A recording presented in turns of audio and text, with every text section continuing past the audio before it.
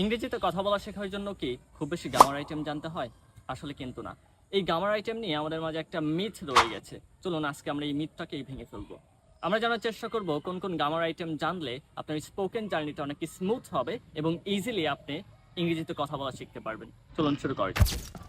আজকে এই ভিডিওতে আমরা 4 থেকে 5টি গ্রামার আইটেমের নাম বলার চেষ্টা করব, যেগুলো শেখার মাধ্যমে আপনি নিজেকে ফ্লুয়েন্ট স্পিকার হিসেবে গড়ে তুলতে পারেন। সবার আগে যেটা থাকবে সেটা হচ্ছে টেন্স। এখন টেন্স আমরা কেন পড়বো? টেন্স পড়ার মাধ্যমে আমরা ডিফারেন্ট সিচুয়েশন নিয়ে কথা বলতে পারবো। আমরা কিন্তু জানি টেন্স শব্দের অর্থটাই হচ্ছে সময়। আমরা অতীত সময়, বর্তমান সময় এবং ভবিষ্যৎ সময়ে কখন কি হয়েছে সেটা নিয়ে কথা বলতে পারবো। যদি আমি বর্তমান সময়ে যে আমি ভিডিও ধারণ করতেছি, তাই না? এখন আমি যদি এটা নিয়ে একটা ইংরেজি বাক্য তৈরি করতে চাই, তো um shooting a video or um making a video right now.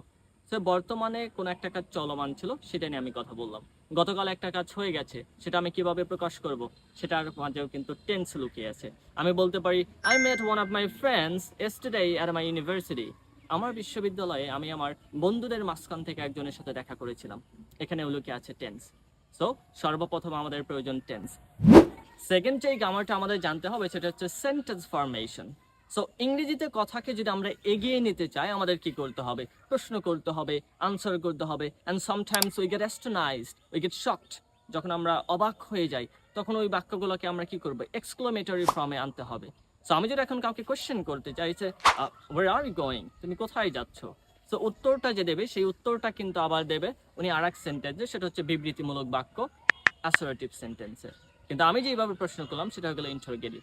So সেন্টেন্সের যে ফরমেশনটা, এটা আমাদের একদম আয়ত্ত রাখতে হবে, so that we can continue hour conversation, we can make our conversation longer. And topic number 3 is, আমরা যে কথা বলার সময় যাতে বাক্যটা সঠিকভাবে কিংবা বাক্যের ভার্বটাকে সঠিকভাবে বসাতে পারি, সেই জন্য আমাদের রাইট ফর্ম অফ ভার্বটা শেখা খুবই গুরুত্বপূর্ণ। আপনি চাইলে একটা সিঙ্গুলার সাবজেক্টকে একটা প্লুরাল ভার্বের সাথে জয়েন করতে পারেন না, অ্যাটাচ করতে পারবেন না। যদি করা হয় তাহলে কিন্তু ভুল হবে। যেমন আমরা কথা বলার সময় বলতে পারি না যে he do not speak in English, কারণ হিটা হচ্ছে সিঙ্গুলার ভার্ব এবং থার্ড পারসন, তার সাথে কি হবে? ডাচ হবে। তো এই দিকটা আমাদের একটু খেয়াল রাখার জন্য হলেও রাইট ফর্ম অফ ভার্বটা পড়া উচিত।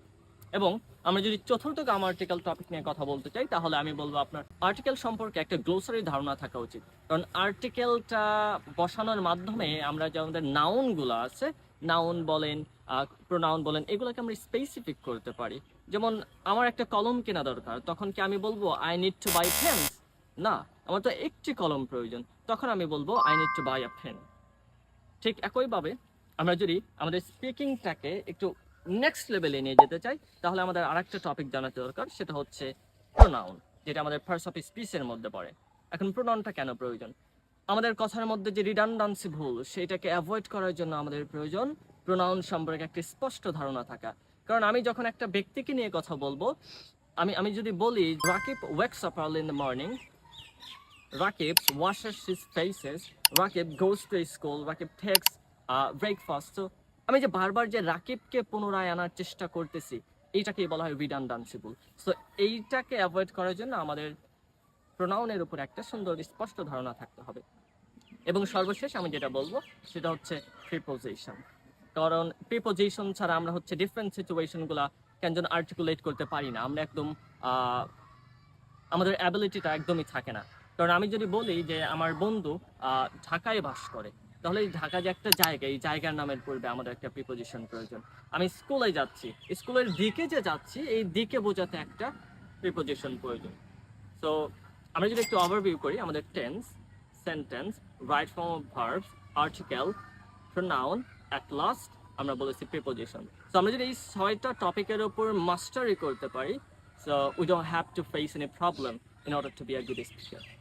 Anyway, so এরকম আরো ভিডিও পেতে আমার পেজটি ফলো করবেন এবং ইউটিউব চ্যানেল সাবস্ক্রাইব করবেন। So thanks for watching my video. See you in the next video with new thing. Bye.